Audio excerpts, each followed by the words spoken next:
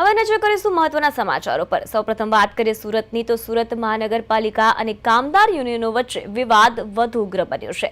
Primary health વર્કરોને sub sanitary inspector તરીકે promotion આપવાના નિર્ણયને કોર્ટમાં પડકારવામાં આવતા પાલિકા મહેકમ વિભાગને ફટકાર પડીને ઓર્ડર રદ કરવા પડ્યા હતા। આ નિર્ણય બાદ યુનિયનના નેતાઓએ પાલિકા કચેરી બહાર ફટાકડા ફોડી ઉજવણી પણ કરી હતી, પરંતુ ગણતરીના કલાકોમાં જ ડેપ્યુટી કમિશનર નિધિ સિવાએ કડક કાર્યવાહી શરૂ કરી હતી। પાલિકાએ એક સાથે શહેરમાં કાર્યરત 25 યુનિયનોને માન્યતા સંબંધિત પુરાવા રજૂ કરવા નોટિસ આપી હતી। મનપાના ઇતિહાસમાં પહેલીવાર આવી કાર્યવાહી કરવામાં આવી। નોટિસ બાદ પરિસ્થિતિ વધુ તંગ બની।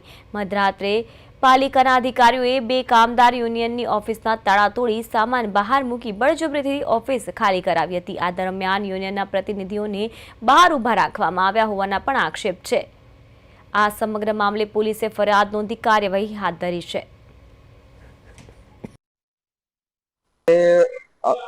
ફક્ત પહેલા તો એ લોકો સાંજે 6 વાગે અમારા જે ઓફિસના બોર્ડ હતા એ બોર્ડ ઉતારી લીધા અને ત્યારબાદ એ બોર્ડ ઉતાર્યા પછી અમે તો એ ઓફિસ બંધ કરીને ગયા। પછી એમને એમના પ્રાઇવેટ માણસો લાવીને કોર્પોરેશનનો સ્ટાફમાં કોઈ બિલ્ડર નહોતા, કોર્પોરેશનના ફક્ત બહારનો સ્ટાફ કોઈ અજાણ્યા વ્યક્તિઓ દ્વારા આ કાર્ય કરવામાં આવ્યું છે।